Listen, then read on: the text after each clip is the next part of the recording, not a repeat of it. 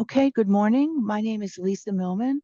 I am a specialist here at the Family Resource Center. I am so excited to welcome Nani Aladamehe.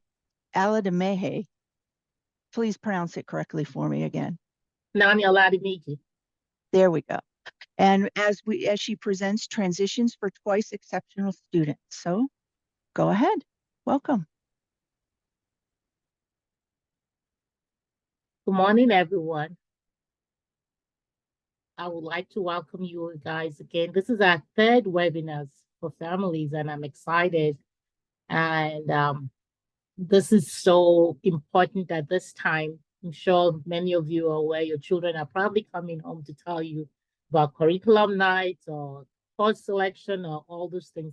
This is a busy time in school, and so it's very important that we talk about transition for our 2E students.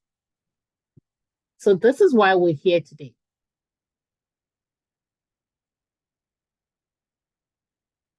So we're here to equip families and parents with knowledge and strategies to support smooth transition for 2E children from elementary to middle and from middle school to high school. I know some of you have sent questions regarding transition to third grade when identified for AAP. And I do apologize because that's not what we're here for today. And, if you have additional questions after this webinar, you sure can send an email to Lisa. I'll post it in the question and answer, and I'll get to it later. But this is truly transition from middle school, from elementary to middle, and from middle to high school. You might, I'm sure for those of you that are new to this, what is transition? It's a process or period of changing from one state or condition to another. Students in transition from one program to another.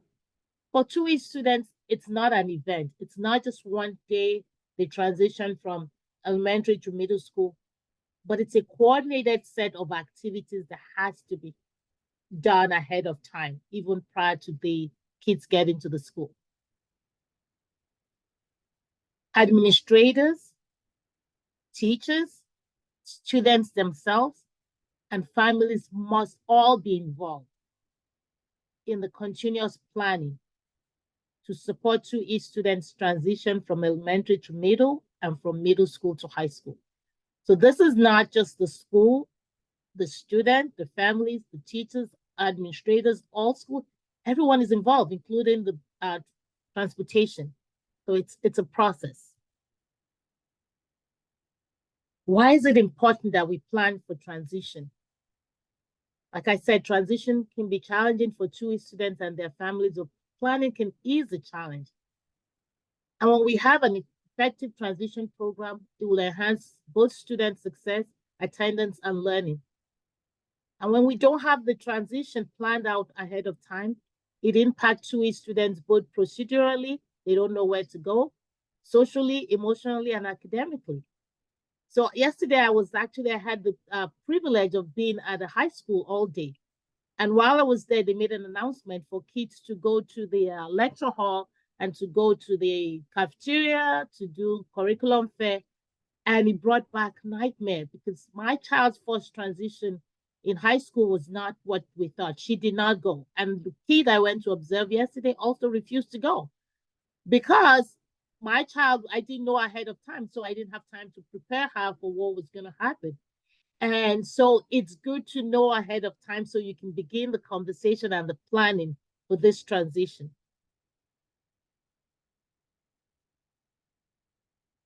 These are common challenges associated with each transition. Kids have academic anxieties. How are they going to adjust socially? Emotional and behavioral challenges those fear of what is going to happen, their behavior they start becoming anxious even before the time. And it's not because of anything, it's just because of the nature of their characteristics of a 2E learner. The planning for future is also a challenge. Because when you're planning for your future, you start thinking about, am I ready? Do I have all I need? And for them, they doubt themselves so much, and the perfectionism makes it difficult for them to even process what that looks like. And then for most of our kids, transitioning also comes out with fear of increased independence and responsibility. What am I going to be doing? What is expected of me? And if they're going from elementary to middle school, where most of the things were done by mom and dad or from the school, or the staff of the school, it's really very scary for our kids to transition. They have that fear of, wow, now I need to know how to get to my classes by myself. We no longer have to walk in lines, and we no longer I have to write my homework in my whatever agenda book. Those are common challenges and fear that comes with transition. Now we've talked about the challenges. What are the components of smooth transition? All team members are involved, especially the child. Both schools are represented in this planning, both the elementary school, the middle school, and the high school. And responsibilities of different team members are clearly defined. Parents know what to expect, student knows what to expect, school knows when to send information, and then the teachers know what to start telling kids. You can't start telling the child about transition in September because that creates anxiety. There's a time for that. And then what does the transition plan? Well, it must address the academic, the social, emotional, and behavioral needs if the child have those in their IEP. And all kids transitioning from elementary to middle school or from middle school to high school have what we call a transition IEP. And it has to be developed in a timely manner. If you have a child here who is transitioning and you haven't received that letter or invitation to transition for the transition IEP, you might want to reach out to the school, because if it's done in a timely manner, it gives you time to actually address some of those plans with your child. Because students have to have a role, and there's time built for the visits to the school. So when you finish that transition IEP or before or after, based on the plan, I always suggest that parents visit the school. You cannot wait for the open house or that, because that just builds anxiety for the child. And it's also important to acknowledge that students and families experience transition differently. For some kids, no fear. They're just excited, they're happy, and they go with it. For some kids, for most of our 2E kids, it's very scary. And then I want you all to expect that mistakes will be made, and it's okay, because we're all in this learning process. And so if the school makes a mistake of not informing you ahead of time, reach out to them. But don't take it as they don't want your child to succeed. You have to please assume positive intent. And when your child transitions, find ways to express appreciation to the school staff. A lot of people are involved in this transition at the school level. So saying thank you and making sure that you let them know is very important.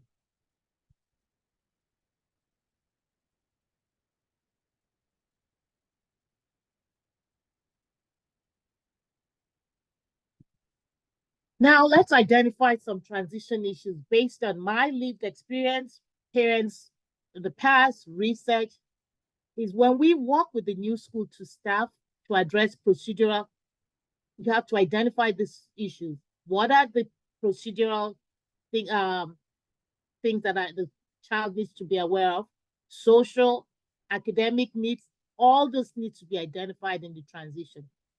How are we going to solve problems? What happens if my child has to dress up for PE, or they don't have their PE uniform, or they don't have the money for lunch, or they forget their lunch? Think about those things first before the child even steps to the school. Because you might be so used to what happens in elementary school and you forget to think about all this.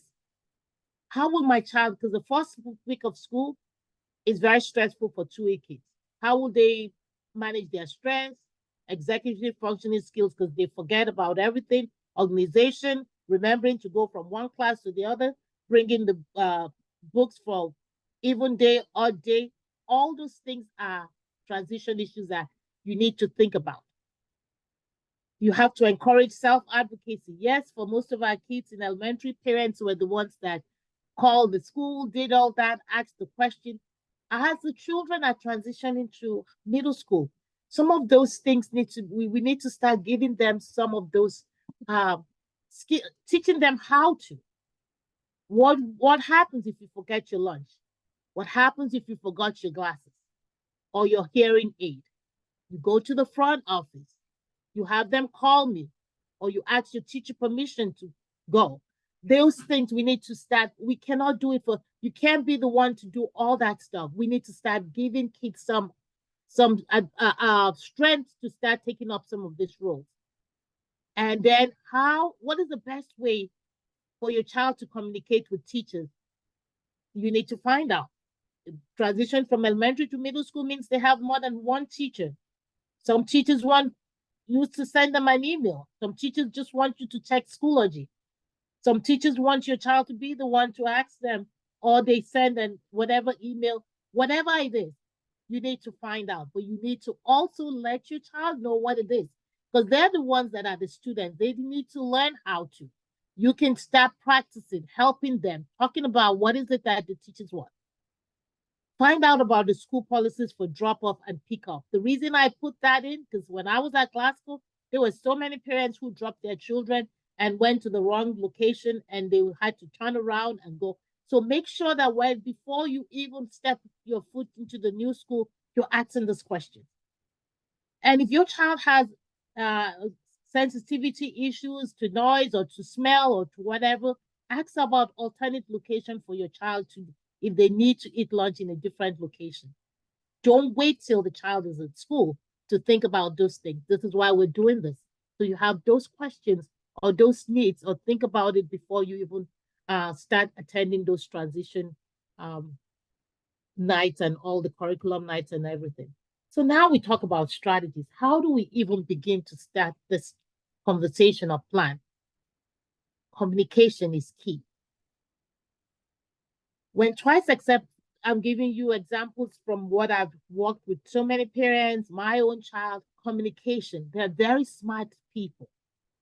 They're very smart individuals. So talking to them ahead of time, you're going to be going to middle school. What are your fears? What are your concerns? Or you're going to be going to high school. What is it that is most scary? Or what are you looking forward to? Having that conversation and discussing what to expect.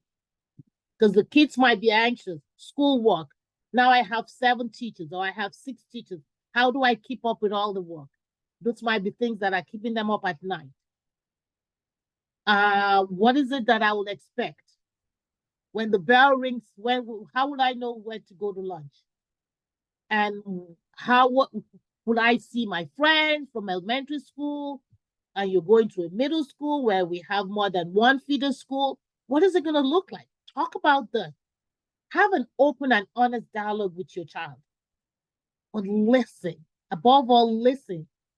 And please make sure you validate your child's emotion. If they're scared, yes, it can be scary. I validate that, but say, okay, I know it's gonna it sounds scary or it seems scary, but we're gonna walk through this together. We're gonna have plans. We're gonna attend. I'm gonna go to meeting and we're gonna talk about it. There'll be time for us to do all this practice, ask questions, and come up with plans together. Don't come up with the plans on your own and then present it to your child. When you ask those questions, you validate their concerns and their emotions, then work together to come up with a plan. But give them time to process all that. Because just because you came up with a plan doesn't mean they agreed right away. They might not even know everything, but giving them time to say, let's come back and talk about this at a later date. Give you time to process all that we said.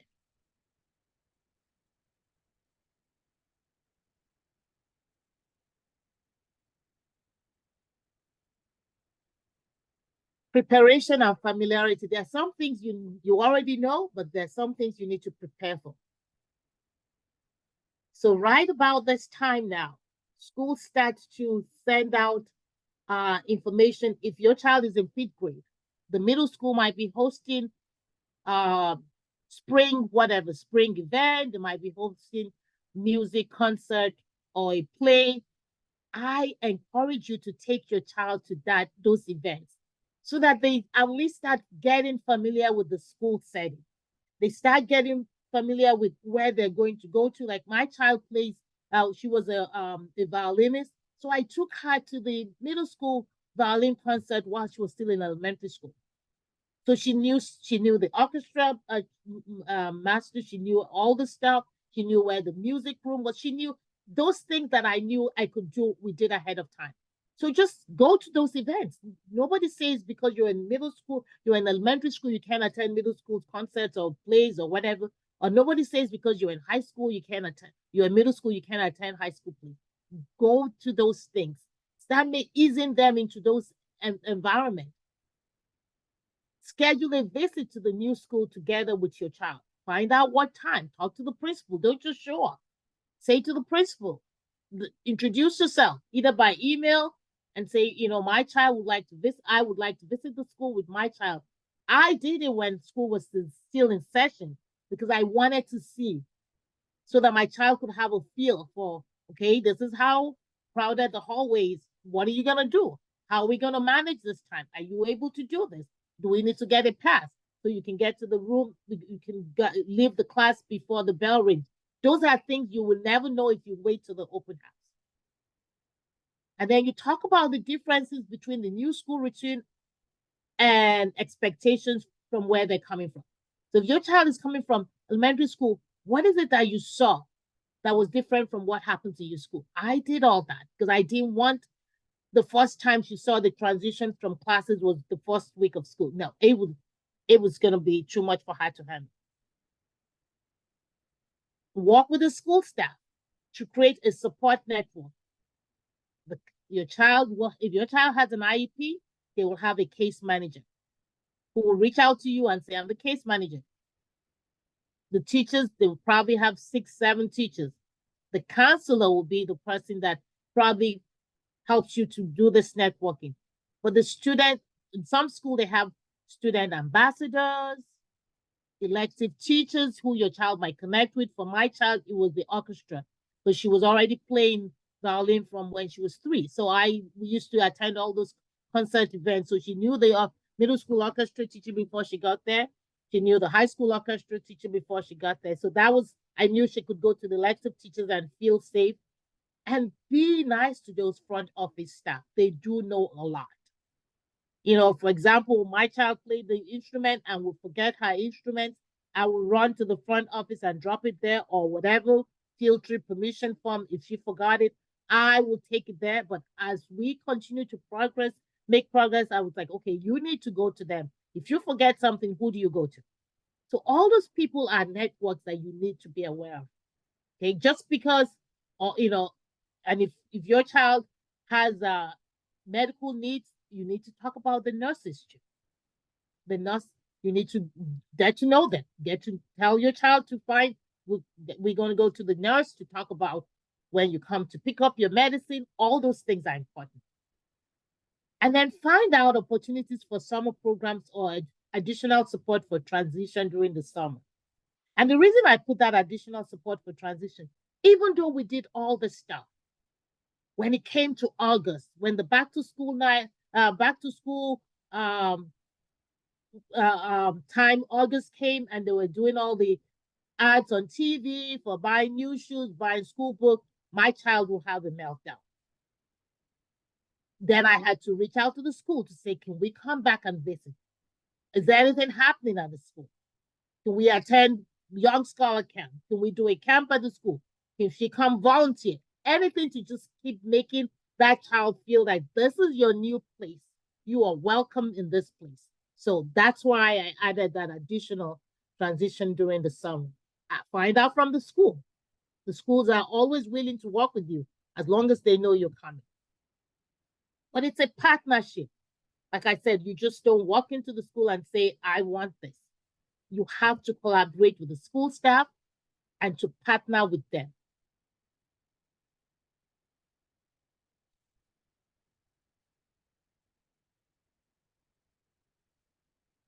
the partnership between families and schools are so critical for true e-kids. I cannot stress that enough.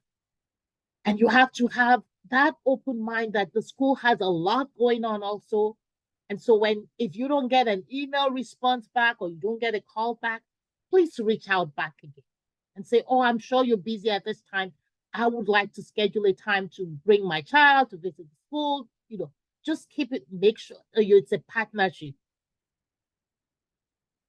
And those transition points going from, middle to high school to elementary to middle, very critical that parents are partnering with the school. Partnership is built on trust. We've done that partnership. We've done that in the past. That was our last webinar. But so remember the things you learned from those webinars, and come back and say, okay, how can I partner with the school staff? What is it that I can do?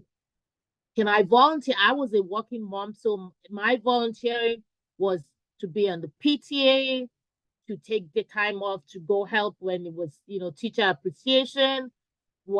Some parents would volunteer to work in the library, help during evening programs, whatever it is.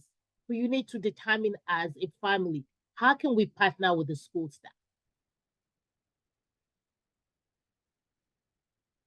But in order to do that, you have to build a supportive home environment where the support that you're offering to the school, you're making sure that everybody at home understands.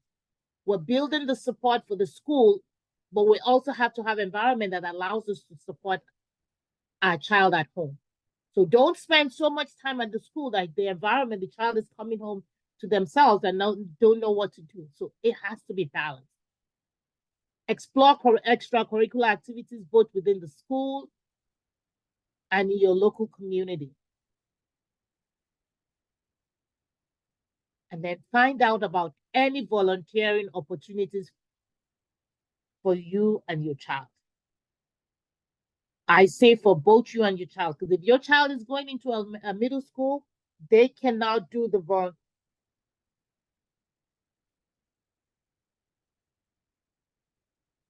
I know our families feel that they want their children to volunteer, but middle school, you can't volunteer. The children can't volunteer in most places on their own.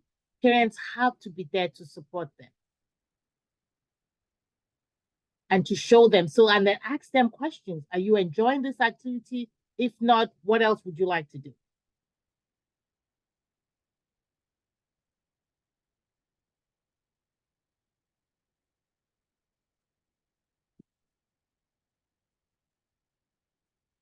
So now, before you've done all that planning, now communication before middle school.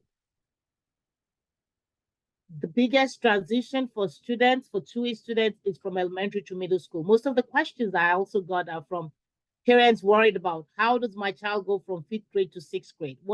How does my child function in a big school with so many people that they didn't know before? It goes back to that communication, having an honest communication with your child about how middle school is different, the campus size, number of students, the multiple teachers, multiple classrooms, how a lesson's going to be taught, teachers' expectations, what is expected of them as students. We need to talk about all that. We need to communicate that with our children. And then the transition from elementary to middle school often occurs when students are also changing hormonally. So that even creates more anxiety. Their voice changing, they're experiencing changes in their body, mentally and physically, they're worried about friendship. It's all those things begin to affect students' academically experiences and how they even get motivated. Some of them are just tired. Their sleep patterns are changing. Listen to your children. Listen to them and get to know what is it that they're feeling. Why are they feeling this? And listen for signs of frustration. They start saying, I don't think I can do this. You can hear from their voice, I don't think I can do this. This is going to be too hard. Why do I even have to bother? I'm going to fail. Listen to that and ask for help if you need. but it also has an impact on families. Because that's a very stressful time for if the child is stressed out, it impacts families. So share with your child what challenges will happen at home. What is it? What is it that you need to change at home? Maybe the child is going to middle school and they went to bed uh later because they had to get up later to go to elementary school. Now we have to change the time we go to bed. Now we have to change what we when we come back home for dinner because you have extra school activities or whatever. Those changes need to be communicated. We can't expect kids to just, yeah, things have changed and then we just go with the flow. For 2E kids, knowing what they might be experiencing before they do and preparing them for that is very helpful. And those changes at home needs to be shared with everyone. Because you might have more than one child and the other child might not be 2E. Talk about those changes and why those changes are important to support every child at home. It's not just the one child that you focus on.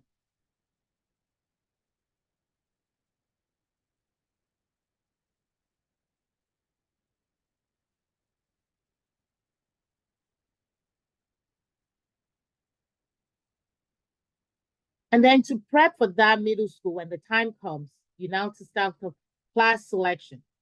Most of your children are going to be bringing course selection and all that. Make sure that they're choosing classes, not just because of their friends, but classes that might challenge them. It's okay. And most kids expect that once they choose their courses, they get their class schedule. Talk about, no, it's going to take a while. Because that used to create anxiety also. Like, I haven't received my class schedule. I haven't received my class. Talk to them ahead of time so they know that the class schedule might come the week before school starts or whenever it's going to come, just so they're not anxious about that. And before middle school, explore extracurricular activities. Find out what's offered at the school. You might just want them to try it out in the summer before they even experience it at school. And then what are the social consents they have? The friendship is huge. Because before younger children, in elementary school, they all played at recess. It was the friends they've known since kindergarten. It was easy because they've had 5 years or what to kind of know those people. And then all of a sudden they middle school and people are from all of them, all elementary schools, 5 elementary schools, and their classrooms are not what they were used to. It's just different. And so you have to address those social concerns. Maybe find out who else is going to be in your school. Maybe, for my child, it was who's going to be in orchestra. At least you had one safe place where you recognize people from orchestra in elementary school who might be in that. Start talking about those. Okay, who else might be in your PE class? Because they're just anxious. Who's gonna be my friend? Cafeteria is gonna be loud. What am I gonna do? So that's why you need to visit the school while in session with your child, if possible, so that you can see for yourself those areas that might create anxiety, that might just like, what is this? How do I even begin to navigate this? So that gives you the plan to know, okay, this is what this is how we're going to address it. And I said, attend orientation with or without your child. Because if your child's orientation can be anxious, can be a lot of people, could be loud, could be depending on your child's anxiety or sensitivity level, you might want to go with your child or without your child. Or you can try going with your child, but if your child feels anxious, to know when to say, okay, it was good you came. Now it's time for us to leave. That's why you have to validate their emotions. So if your child leaves during the orientation, then you need to visit the school again with your child to meet with his or her teachers once they get the schedule before school starts. That's a key important time to go to the school. So the child can connect with those teachers, introduce themselves to the teachers. And that's where you kind of pull back because you want your child to do the introduction. You don't want to speak for your child. You want your child to say, hi, I'm so and so person, and let the teachers have a chance to talk to your child without you kind of being the only one speaking. And then start providing summer structure. They can't go to bed whenever they feel like before school starts. So maybe 3 weeks before school starts, start practicing what the school year is going to look like. Going to bed on time, taking a shower, whatever it is that you're going to do during the school year, start practicing, providing those summer structure. This is where you put your stuff. This is, just start thinking about all those things that the child might make it easy for your child to transition. So these are some procedural elementary school to middle school things you need to be aware. Students are expected to get to and from classes on their own. Most of them do it. Manage their time, organize and keep up with materials for multiple classes, and be responsible for classwork and homework from multiple teachers. So those are things that your child might be talking to you or might not be talking to you about. Well, you want to know so you can actually ask those questions when you go to the IEP transition meeting. But it's important for parents of middle school to start working with those before the transition IEP, to start coming up with all those questions, all those concerns that your child might be talking to you or not talking to you about. But now that you are aware, to start bringing it up in conversation. Don't overwhelm them. Just bring it up gradually.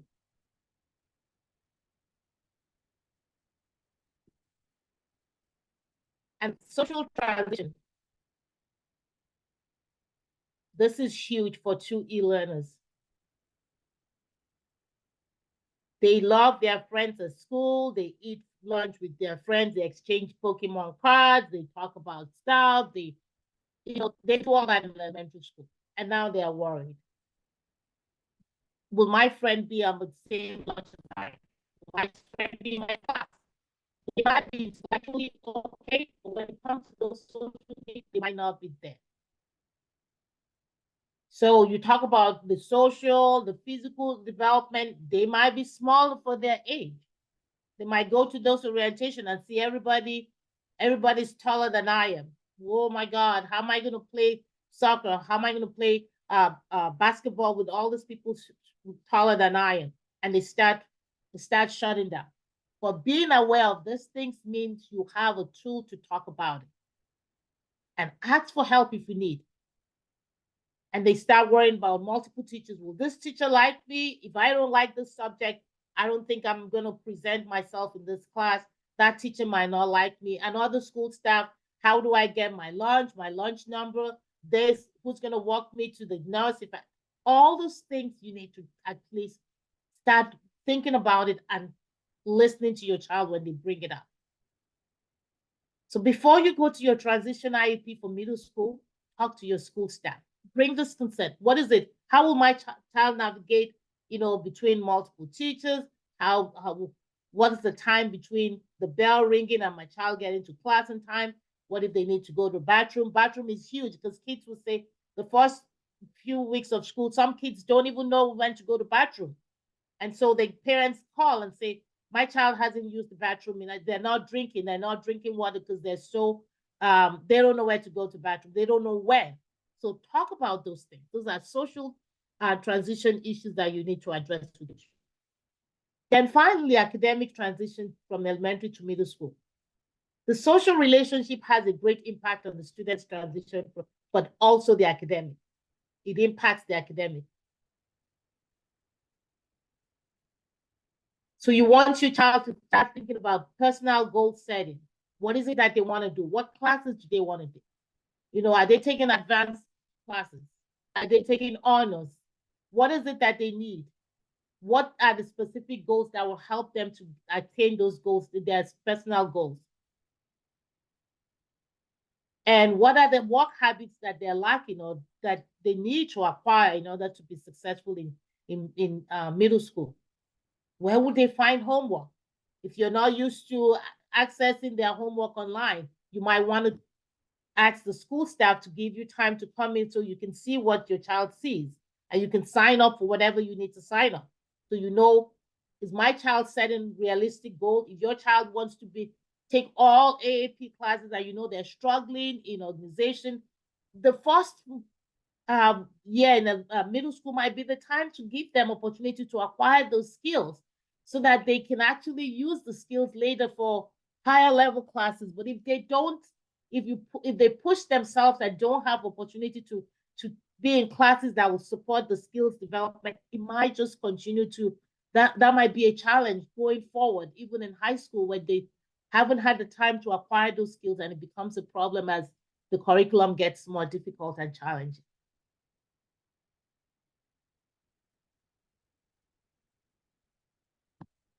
So this is a checklist for students I always think about.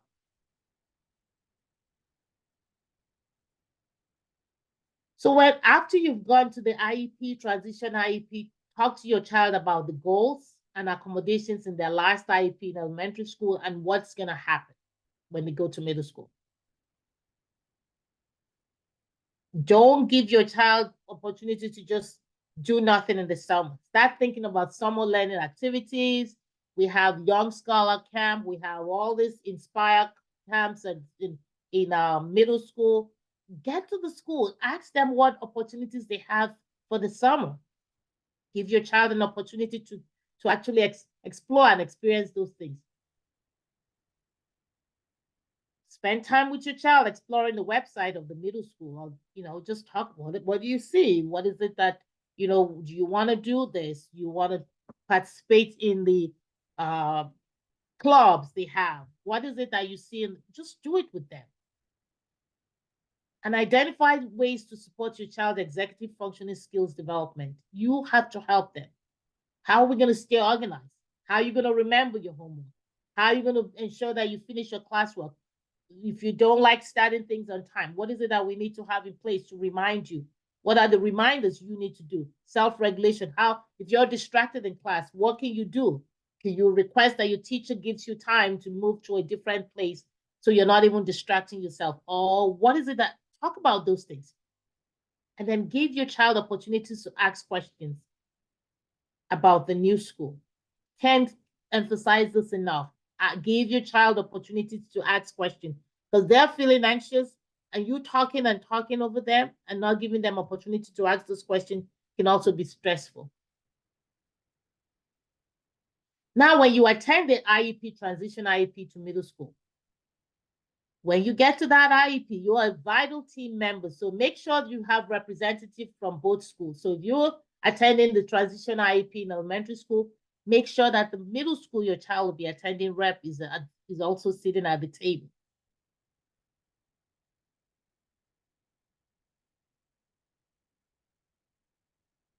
And determine right at the IEP if there are new skills that might be added as goals to your child's IEP to ensure success in middle school. So child is going from, one classroom or whatever classroom where the teacher is responsible for sending Tuesday folder. Your child might need additional skills added to their IEP and transition IEP to ensure that whatever they will be facing in middle school, that they have an experience, that there's a goal to written into the IEP that your child would have to ensure that they actually can do those things on their own. Questions to ask during the IEP. Ask about the continuum of services and the different level of courses offered at the school. Honors, general ed, self-contained, team taught. Ask about those questions. You do those at the IEP based on your child's need. Ask about general education electives as well as what special education elective classes your child might need to address their learning needs. And I keep emphasizing this because I know parents don't want to talk about addressing those learning needs. And I promise you that the earlier you start giving your child opportunity to address those learning needs, the easier it is for them as they get to higher levels too, because they will have acquired the skills they need and they no longer feel ashamed or whatever. If we wait to middle school or to end of middle school or high school to start saying you need to take this strategy for success class because you didn't have an opportunity to take it before, it's not fun then. So I know a lot of children don't want to give up an elective because they like arts.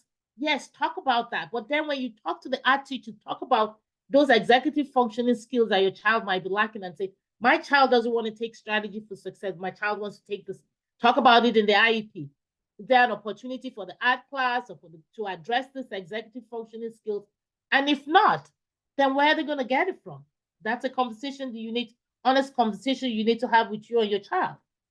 and to say, okay, maybe you need to take this class for the first semester, and then we can evaluate later to see how are you doing in terms of those skills development. And maybe then you can take the second quarter and take an elective, a general education elective. But being honest with your child is also going to be very helpful. It's not one size fits all. No two kids are alike. And so what one child needs is not what the other child needs. And so when parents will call and say his friend is in this class, I'll say your child's friend's need is different from your child's need. So being very careful not to just push along without addressing those needs. Their dual programming need has to be met. Ask about reasonable accommodation to address sensitivity issues if your child has a need for it. If the noise, the fire drill, or the cafeteria too loud, talk about those things during the IEP so that you come up with a plan.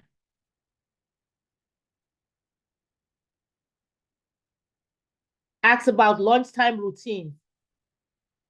When they go to lunch, can they eat right away or do they have to wait? Talk all those things. Don't take anything for granted. Because if you don't talk about those things and your child finds out because you haven't addressed it and it creates that anxiety, it's hard to bring them back. So being proactive is better than being reactive. The child might start with an alternative location and then see that it's not that bad, or start in the cafeteria and see that, but just talk about, give them opportunity to experience it before, but talk about it so that, okay, you can experience going to the cafeteria, but this is an alternate location if it's not working out for you, or this is where you start and if you want to go to the cafeteria, but talk about those things. Ask about accommodation for movement of self-regulation. Class periods from elementary to middle school, we go from, having 5 classes in whatever to 90-minute block. It can be very daunting for children who are not used to sitting down for so long. Ask about that. Can my child get up and go get water? Or do they have a flash pass? Whatever it is that would help your child self-regulate. Can you step out of the hallway for a minute and come right back? What is it? Talk about those. And then are there opportunities for tutoring? Will tutoring service, if my child needs help, does the teacher stay back? What days do the teachers stay back after school? Are there tutoring after school and after school activities? If my child wanted to stay back on Mondays or Wednesdays, talk about all those things. Don't leave anything up for chance.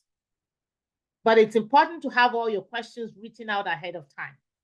Because when you get to that meeting, your brain might not be working as you want it to do. So writing those questions that you think you have and talking to your child, it's the best way to make sure that the questions are answered during the IEP meeting. And then for those of you whose children are going from middle school to high school, that is also challenging for 2E students.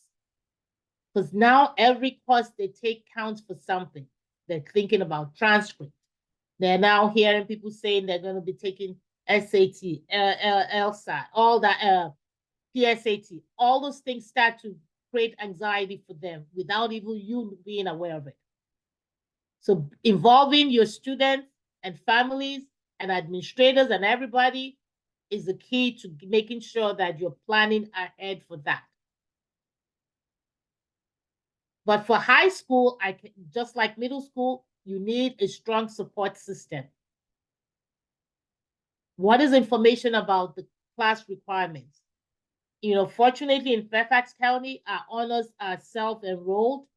So most of your children, if they were in AAP classes in middle school, there are no AAP classes in high school. They're honors classes. So start talking about that. What honors classes would you like to take? Don't overwhelm them by saying you take all honors. Some kids are ready for that. Some kids are not. It might just be like, okay, let's take 2 or 3 honors classes in 9th grade and increase it based on what and you can even go back before the end of first quarter. Your teachers might say, okay, I think you can do well in my honors, whatever. But just don't go all full honors and then because they start feeling that they're not that smart. They start doubting their abilities. You also have to communicate with your child before high school. You need to start the conversation early. I used to, I tell parents, once you come back from the holidays, the December holidays, once the kids come back to school, they start hearing, oh, we're gonna give you start talking about course selection for high school, and they're like, what? High school is happening already. So you need to be aware of that so you can start that communication early. Reach out to the school. Be upfront with them about your child's developmental needs so they know before your child walks into the school. What are emotional triggers and learning challenges? Those emotional triggers are real. There's a kid whose parent will say, please don't ask my child about what my child did during the weekends. And that's something you need to be aware of. Make sure you communicate that to the school. Because if the school doesn't know and they say, how was your weekend? And that triggers that child because the child doesn't want to do anything on the weekends and you're still trying to get that child to wake up and to do other things. That could be something that throws that child off and you don't want to go back to that class. Discuss the current accommodations your child has and any special transition support needed. This is the accommodation you have now. Do you need anything in addition to, but that's how you start having the conversation. Course selection is huge, sometimes overwhelming because they have too many choices. Like at the high school I was at yesterday, it was overwhelming even for me. So you might just want to show your child a little bit at a time and not say, okay, these are all the choices you have, because that just throwing the child in with all that might just be too much for them to handle. And in some classes in high school, they might have 10th graders, 11th graders, and 12th graders. Some parents had never heard of that. And they're like, what? Why is my child in a class with 12th graders? Because it's an elective class. And anybody can elect to take that class at any time in the year. So talk about that. What are social concerns and routines that might trigger your child? And what is it that you want to do in the future? For some kids, it's okay to talk about it. You know your child better than anyone. For some children, they're not there yet. And saying that future might be a trigger for them also, because they're not even thinking about that yet. And that creates a lot of anxiety. Now you need to prep them before high school, like in middle school. Take a tour of the school in spring, preferably while the school is still in session. You might want to attend a concert. You might want to attend a play. You might want to go to an event there. Plan ahead for the transition IEP. You need to start thinking about those questions, things that your child is sharing with you that they're worried about. Then attend the orientation or open house with your child. This high school, it's important that you attend it with your child. And once you get your child's schedule, meet with your child's teachers early. But in high school, advocacy is critical. We want your child speaking for themselves. What is it that you need? Is this accommodation working or it's not? Explore extracurricular activities, encourage your students to pursue new interests. There might be things that they were not even aware of that might be happening in the high school. It's okay to try. And they might make new friends there and even want to stay. Look at the student handbook. Go online and check out what they have. Provide summer structure again. And balance the expectations you have for your child, realizing that high school is going to be harder academically. Don't make them take all 5 honors classes and then have to drop all. That's just not good for their self-esteem. So talk about what is it that you really want, push yourself, challenge yourself. Let's try that. And for some kids, they're fine. But for some kids, they need that challenge or else they're not. So you know your child better. No two two of them are alike. So you know what to expect, you know what your child needs, and then but be realistic with your expectation. This is for families. Stay involved or get involved. If you've been a hands-off, no going to the school, or you've been too busy, a lot of parents think, oh, in high school, my child no longer needs me. That's when they actually need you the most. They need you to come see their plays. They need you to be involved. They need to know that you are part of this scary time in their life. Meet your child's teacher ahead of time too. Attend parent meetings. As much as possible, Make sure that they're scheduling those meetings when you can attend. And if something comes up and you can't, let them know ahead of time. You might have to meet with the math teachers to express some concern or things that you're hearing from your child, or you might want to talk to the counselor. But the IEP meetings are not only the time you can attend meetings, there are other opportunities to attend meetings. And when you attend the IEP, review the IEP with your child. You know, at that IEP meeting, some schools will send you the goals and the plot page. Talk to your child before the IEP meeting and discuss what is it that, ask for suggestions. What is it that you need? Because this is what the school thinks you need. What is it that you need? And then become familiar with support services offered by the high school, tutoring services. Fairfax County offers a lot. We have free tutoring, we have study groups, but if you're not aware of those things, there's so many things. Just take a tour yourself. Just find a day to just go be part of this. Explore the website. That helps a lot.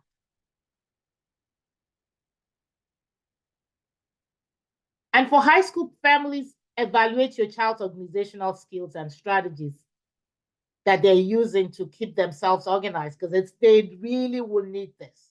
They'll have those essays in every class, every homework, this classwork, so many things that you have to address those organizational issues. You cannot wait till when they're in high school to start figuring it out. Start talking about asking for ideas from the school. That's what partnership is all about. And truly encourage your child to explore social and extracurricular activities. Too many offered at the school. You know, it's not okay for your child to just go to school and be back, and then you expect the child to have friends. Maybe, you know, let's try out this. And if the club that your child wants and is not in the school, you start one. Just find a sponsor to help the child. As long as there's somebody to sponsor the club, an adult, any child can start a club, as long as it's within reasonable parameters of the school. Start thinking about those talents and interests and learning needs and how those learning needs might impact those interests. Okay, if your child wants to be an actor or whatever, and they don't want to take drama class, find all the venues. You might want to take it in the community center where they don't know a lot of people, and then try it out first and then come back to the school. But not doing anything about their talents and interests is not going to help them. And their strengths, what is it that you're very good at? Pursue that, because it brings you joy. And then talk about the learning needs and how that might impact their education or career goals. And that's why they need to stick to some of those classes that they don't see as valid, but they might need in order to access the other classes. So the IEP in high school, you are a very vital member of the IEP team. Make sure before the IEP that you know what you want to accomplish prior to attending the meeting. Attend the meeting with your child and give your child opportunity to speak and ask questions. Even if your child says they're not ready, they might just want to write their questions or whatever they want to say, put it in writing before the IEP. And you can just print it out or make copies and give it to everyone, because some of them just not there yet, but we're still working on getting them there. And trusting that the school and officials are professionals and are willing to work with you and with your child. That trust is critical, because if you're working there with your mindset already, I don't trust the school, I don't trust anything they're going to say in the IEP, it just creates for a horrible environment. You know, please go with an open mind, you know, express your concerns, but respectfully. And look at the big picture. Why are they even suggesting this? What is it that they're seeing that I'm not seeing? Ask questions. And then discuss specific accommodations that will be needed for your child to be successful in high school. If your child wasn't, you know, doing homework in middle school and you had to send the email, what is the skill your child needs? They might need that strategy for success class, or they might need that personal development class, because you're not going to go with them to high school or to college or to job or wherever they're going. And then start talking about this diploma options. Advanced diploma, regular diploma, whatever it is that they start talking to your child. And then summer opportunities available. What is it that your child can be doing in summer? Some of them might just need to go do shadowing. Just do something in the summer to start preparing for life beyond high school or life for high school. This is a checklist for students. For high school students, transitioning to plan to visit the school, the high school with your family before the open house, attend the open house. That's a goal for high school kids transition from middle school. Attend the open house. Visit the school once you receive your schedule and know who your teachers are. Get to know them. Get to know your teachers. Ask about homework policy. Can I retake my test? What is it that you ask about all those? What are clubs? What are interests? What are volunteering opportunities? How can you challenge yourself? I've never taken an honors class. Maybe this is your time to, or I took 2 in middle school. I would like to try for 3. Give them opportunity. Your child needs to be asking those help for, how can I get help? And who do I go to for help? If I'm struggling in this, where do I go to? Do I go to my counselor? Do I talk to my case manager? Make sure you establish that your child knows where to go. And then find out information about career and transition plans after high school.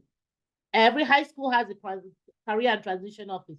Visit the career and transition office. Don't wait till your child is a senior for the child to do that as part of your school visit. And then ask again for summer opportunities. I keep saying that over and over because most kids will just slip through the summer and then all of a sudden the summer is over and then we want them to reprogram their brain for school. It doesn't make that. And then post-secondary transition, it starts in when your child is 14 or in 8th grade to start thinking about what your child's going to do after high school, after K through 12. It starts in middle school. So having those conversations with your child it's never too early. What are the goals that needs to be in plan? What courses do your child need to take in order to get to their goals or reach their post-secondary goals? And for so many of our kids, they don't even know what those goals are. It's okay. The skills they develop from taking those classes and the skills they develop from things they're now good at is good enough for them to start exploring other options.